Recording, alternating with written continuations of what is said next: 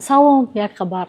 бемории сироятӣ ва хавфноки сӯхтанӣ ё сибирская язва ки асосан дар ҳайвоноти хонагӣ хуруҷ карда метавонад ба инсон ҳам сироят ёфта боиси марги ӯ бигардад, дар ноҳияи Хӯросон сабт шудааст. чанде аз сокинони деҳаи Сарбандии Хӯросон гуфтанд, дар давоми чанд рӯзи охир 10 гоҳи аз ин беморӣ фавтидаро аввал сӯзонида, баъдан зери хок кардаанд. як сокини ин деҳа ҳатто иддао кардааст, ки бародари 39 солааш дар пайи ҳамин беморӣ фавтидааст.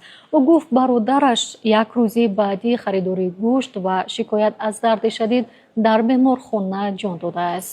мақомот марги сокини ноҳияро аз бемории сӯхтанӣ рад мекунанд. роҳбари дастгоҳи ноҳияи Хӯросон гуфтааст, ин сокини ноҳия дар пайи бемории ҷигар фавтидааст.